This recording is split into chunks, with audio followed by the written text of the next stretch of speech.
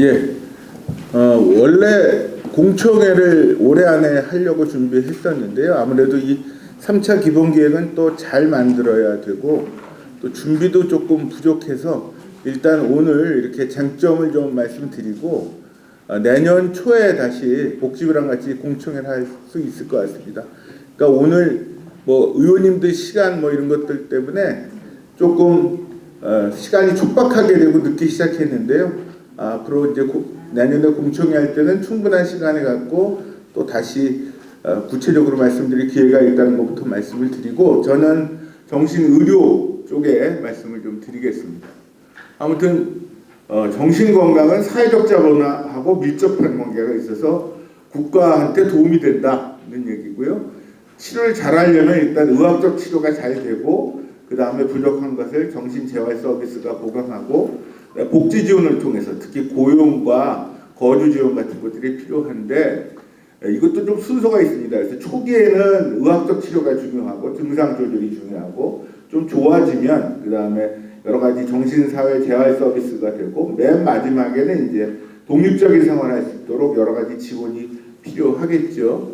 그리고 이런 것들을 다 이렇게 다 여러 가지 서비스들을 묶어서 환자 중심으로 제공하고 조정하는 사람이 이제 사례관리자라는 것이어서, 사례관리가 정신과 환자들의 어떤 재발을 막고 환자들한테 좋은 서비스가 계속 주어지게 하는데 굉장히 중요한 거죠. 근데 이제 우리나라는 이런 복지 지원이나 지역사회 서비스가 좀 약하다 보니까 환자들이 그나마 의료급여와 건강보험이라는 그런 지불 체계 때문에 의료 서비스가 좀 의료 서비스 쪽으로 집중된 것처럼 보이지만, 아직도 의료급여 입원 저수가 정액제라는 문제가 있는 것처럼 그것도 뭐 상당히 좀 효율적으로 치료비도 쓰지 못하고 있는 그런 상황입니다. 아무튼 건강보험과 의료급여라는 지불 체계 때문에 의학적 치료에 많이 집중된 것처럼 보이고, 이런 재활 서비스나 복지 지원이 많이 부족한 상태입니다. 그것도 체계적이지 못하고요. 그래서 이러한 여러 가지 서비스들이 결국 인권, 당사자 중심, 회복 개념의 틀 속에서 이루어져야 되는 것이고, 근데 이제 재미있는 것은 정신보건 자체는 의료적 서비스가 중단되지 않고, 그러니까 신체 재활은 의료적 서비스는 중단되고 이제 어떤 증상이 고정되는 데 반해서 정신보건은 증상이 고정되지가 않기 때문에, 물론 관리가 잘 되긴 하겠죠. 의료 서비스가 계속 주어져야 된다는 것이 좀 특별한 것입니다. 그래서 사례 관리가 좀 강화돼야 되고, 지금도 우리 그 정신건강복지센터에서는 이렇게 위기개입, 임상, 일반 사례 관리, 집중 사례 관리로 하고 있지만, 이런 것들이 좀 더 심화돼서 구체화돼서 꼭 필요한 분들한테 좀 적극적인 사례 관리가 입원할 때부터 나중에 퇴원해서 계속 이어질 때까지 돼야 되겠다는 것이고, 이런 사례 관리 안에 절차 보조나 동료 지원이 참여, 또 그리고 지금 정신건강 전문요원이 워낙 부족해서 좀 특별하게 좀 바운더를 넓혀서 사례 관리자를 좀 양성할 필요가 있지 않나, 이런 생각도 하게 됩니다.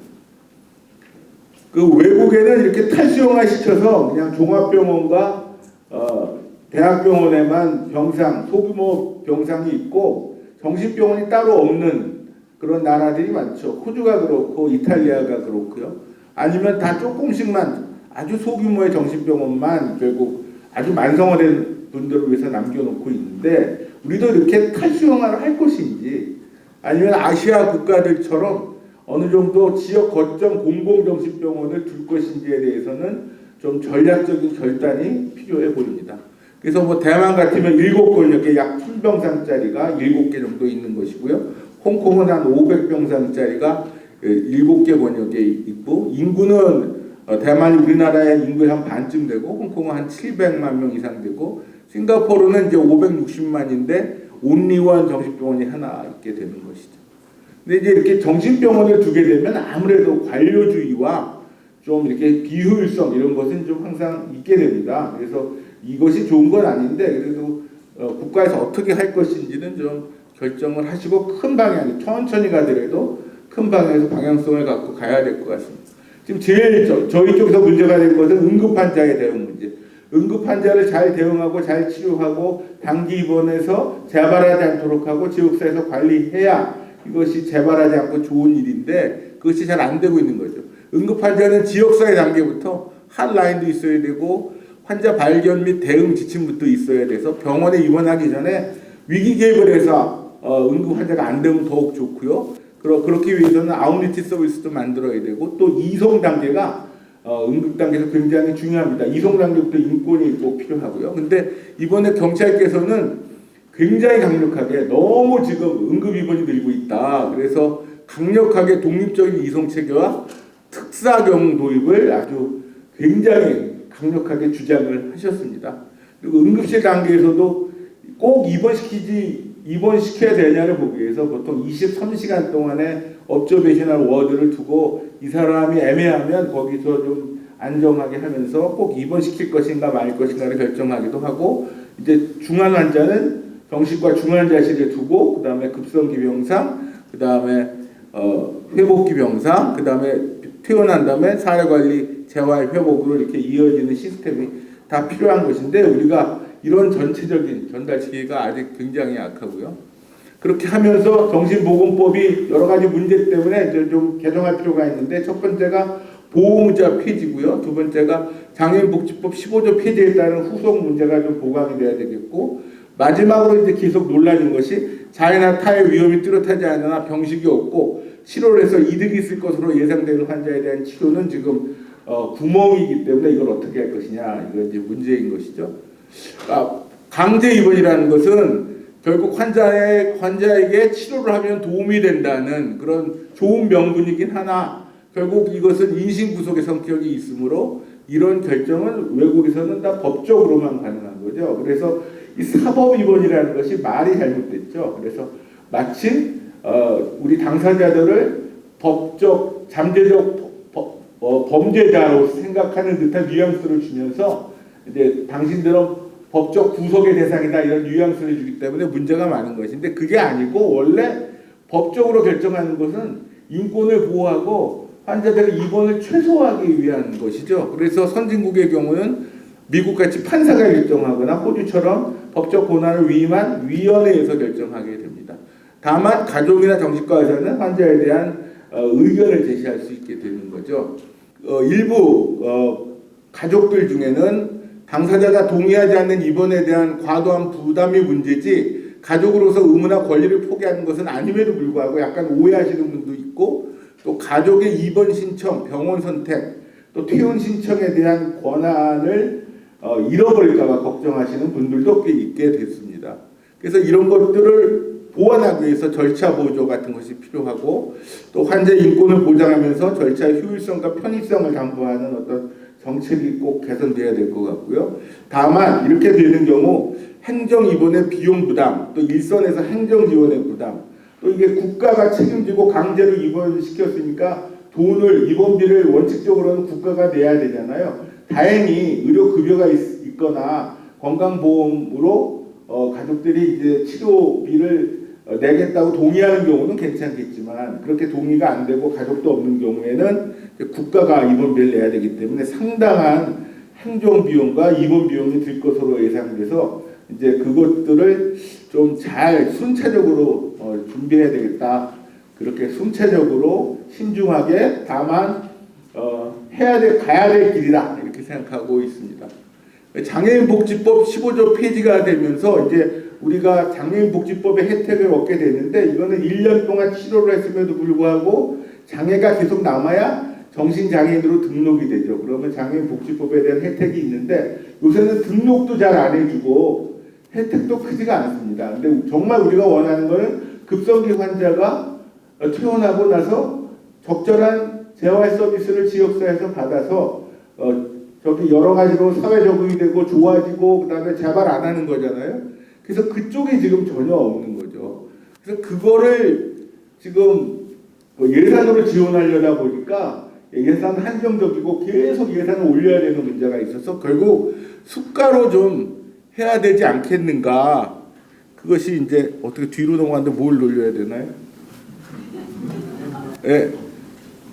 그래서 이거는 수가로 좀 해결하는 게 좋겠다. 그래서 지역사회 재활 수가는 꼭 필요하다. 명분상으로는 건강보험에서 이거를 지불하는 것이 제일 좋으나 지금 건강보험 자체가 의료 서비스에 너무 국한돼서 되어 있기 때문에 이게 설득이 될 것이냐. 그래서 뭐 다른 대안도 좀 찾아봐야 된다. 이렇게 저는 생각하고 있습니다. 그 다음에 이제 자해나 타해 위협이 뚜렷하진 않으나 병식이 없고 치료를 해서 득이 있을 것으로 생각되는 환자 때문에 이제 이런 분들이 나빠져서 비극적인 사건들도 있고 이런 분들을 이제 일선 현장에서 굉장히 어렵습니다.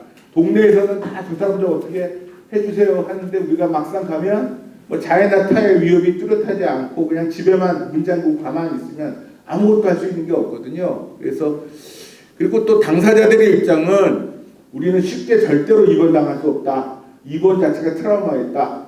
정신과 의사들이 언제 치료했느냐. 우리를 강제로 묶고 주사 놓고 이랬지. 이렇게 해서 트라우마가 워낙 많다고 하시기 때문에 그래서 지역사회 위기 개입이나 뭐 적극적인 외래치료 활성화, 외래치료 명령제 혹은 동료 지원 가족 상담 또 비자 입원할 때는 국공립병원이나 대학병원 혹은 지정의료기관에서만 하게 하고 단기 집중 치료를 하고 퇴원 후 지속적인 사례관리 등등을 깔지 않는 한 당사자들의 동의를 얻기는 어렵다 이렇게 보여지고 외래 치료를 활성화하자는 것에서 산정 특례를 지금은 조현병만 돼 있는데 양극성 정동장애까지도 좀 확대해달라 또 청년 치료비도 지원해달라 이런 욕구들이 상당히 많이 있었습니다.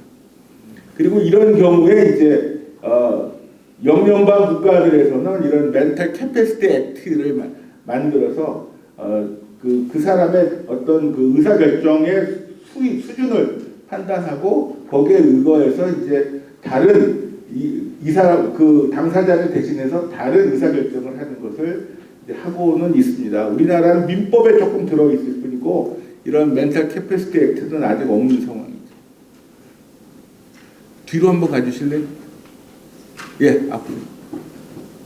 그리고 이제 소아 청소년의 최근에 응급 상황이 많이 발생하고 자해하는 청소년이 많아서 소아 청소년 전용 응급병상의 확보는 꼭 필요하다 이런 얘기들이 있었고요. 그렇지만 소아 청소년 입원 시에 인권의 문제는 더 심각하다. 왜냐하면 미성년자이기 때문에 권한이 없어서 부모에 의해서 그냥 입원하는 경우도 있고 또 어떨 때는 한 고등학생이 단독으로 병원에 와서 치료받겠다고 하는데 부모 동의가 없어요. 근데 본인은 이제 힘들어서 치료받겠다는 거고 부모 동의를 얻기는 힘들다고 할 때 어떻게 할 것이냐. 그 다음에 이런 청소년들이 병원에 입원해서 치료할 때 병원형 위센터 같은 것을 만들어서 교육이 끊기지 않고 지속되도록 해주는 게 좋겠다. 또 학생 정신건강 검진과 연계해서 학생들을 잘 관리해주고 또 실체 조사도 필요하다. 인권에 대한 조사도 필요하다. 이런 얘기들이 계속 있었습니다.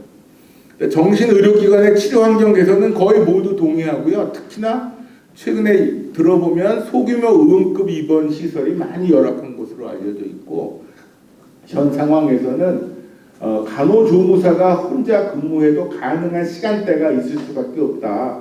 그래서 특히 입원 치료에서는 간호 인력의 확대가 중요한데 이런 그 시설 및 인력에 대한 어떤 제대로 된 평가를 해서 좀 수준을 높여야 된다 이런 얘기들이 있었고요.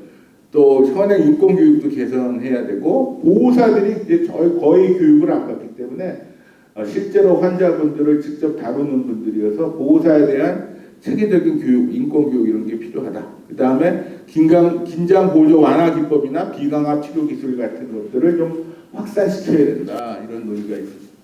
격리 강박의 최소화 없애면 제일 좋지만 현실적으로는 좀 어쩔 수가 없다는 의견들이 대부분이었고요. 현행 지침만이라도 반드시 준수하면 훨씬 나아질 것이다. 그래서 행정기관의 정기적인 감독과 관리가 필요하고 지속적으로 자료 수집, 실태조사, 모니터링이 필요하며 또 현재 인권위에서 이런 치료 환경에 대한 시설과 격리 강박에 대한 연구 용역을 하기 때문에 이 연구 용역 결과가 나오면은 저희들이 많이 이용할 수 있을 것 같습니다. 그래서 아무튼 제가 반복적이고 심각한 인권 위반 시에 정신병원 폐쇄까지도 고려하자고 주장을 했는데 오늘 기자가 요것만 똑 띄우다가 기사를 쓴 것 같습니다. 예, 그 다음에 이제 환자의 중증도 기반으로 수가 체계를 정부에서 현재 의료급여 저수가 정액제는 장기분을 조정하고 있으므로 응급 급성 회복기 납병원에 따른 수가 재정비는 꼭 필요하다. 정 하기 어려우면 대만에서 이미 하고 있으니까 대만 수준을 갖다가 그냥 해도 될 것 같습니다. 정 어려우면 아까 이용국에서 5대1 정도 돼야 된다 얘기했고 건강보험과 의료급여의 입원비 격차가 너무 큽니다. 그래서 그것도 그렇고 아무튼 수가는 정부의 강력한 정책 수단이기 때문에 수가를 좀 잘 조정하시면 좋은 방향으로 우리가 좀 체계를 획기적으로 개선할 수 있을 것으로 생각됩니다. 예, 저는 여기까지로 마치겠습니다. 감사합니다. 네, 감사합니다.